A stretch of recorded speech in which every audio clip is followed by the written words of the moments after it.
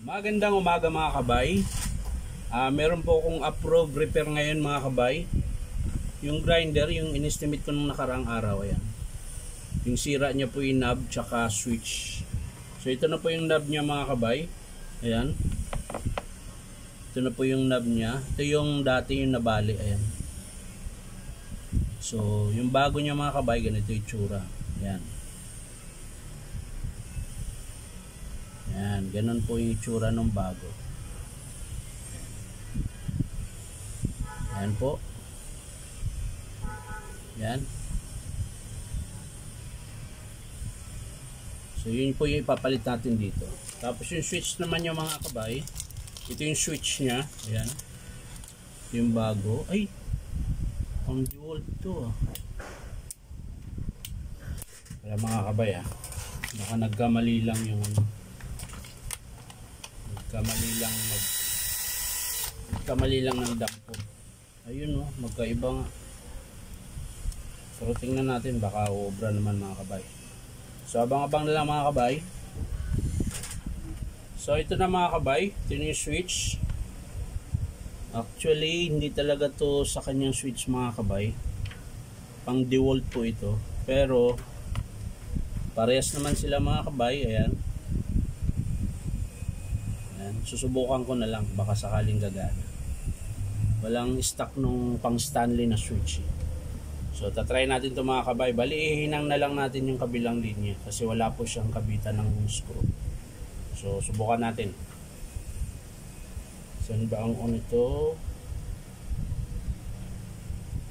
Ayun yung on. So pag ganun siya, yun yung off. Yun yung off mga kabay. Yan. Tingnan natin mga kabay kung uubra siya mga kabay. Okay, pwede.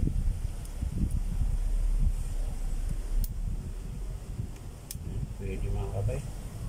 Tingnan natin kung gagana siya. Subok lang naman mga kabay. Huwag kang matakot na baka magkamali. Walang mapapala kung di ka magbaka sakali. Dahil lumilipas ang oras, baka ka maiwanan kung hindi mo susubukan. Yan mga kabay, susubukan natin. Screw na natin mga kabay. Say parang magkaiba yung screw. Yan pala siya. Magkaiba nga mga kabay. Pati screw. Hindi siya pasok. So hanap natin ang screw mga kabay na papasok. Ito. Yun, pasok. So ito gagamitin natin.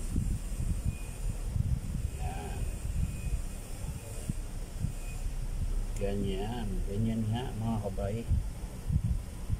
So ayan mga kabay, maraming salamat po sa panunood.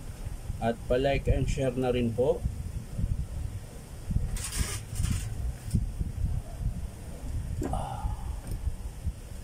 At syempre pa po, pakisubscribe na rin po yung sa YouTube account ko mga kabay, yung Inom Tabay. Baka naman.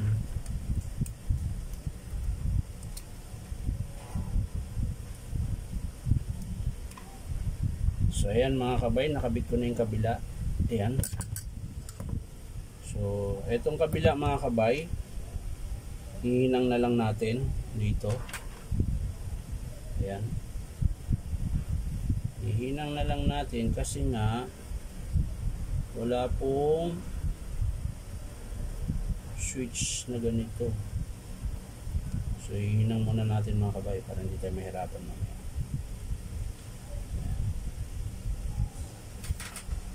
Tapos kakayasin natin tulad ng dati mga kabay.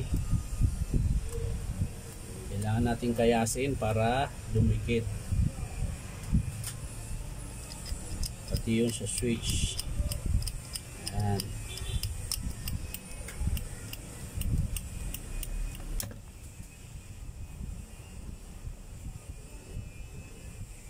Ito siguro ito mga kabay. Kanina pa ito eh. Yun, mainit na nga mga kabay. Umusok na yung tenga. Umusok na ang tenga ng ating mga asawa. Pag matagal ang uwi natin mga kabay.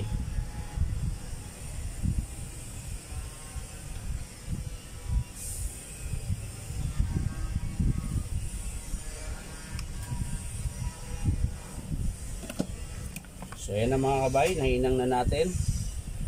Ayan po. So isusubok na natin mga kabay kung obra. On, off. Ayan. So pag ganun siya mga kabay. Ayan.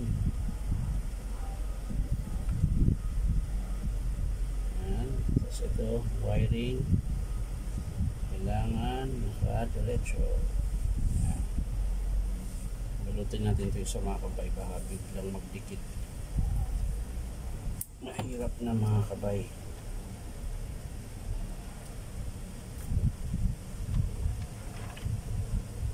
So yun na mga kabay. I-testing na natin kung uubra ba. Sasara lang natin para hindi tatalsik yung spring. Sasara lang natin. Ano lang, masyadong kailangan natin iba pa. Ito isa, kailangan natin tapiin pa rin yan.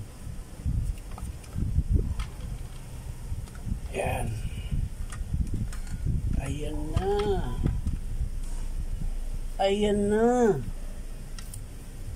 Hop, hop, hop, hop. Yun, kala ko nawala na naman yung screw mga kabay. Ito lang pala. So yan.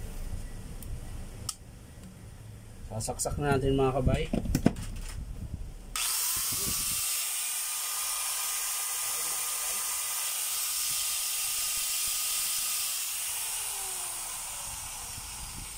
So umubra po yung switch ng DeWalt sa Stanley na grinder.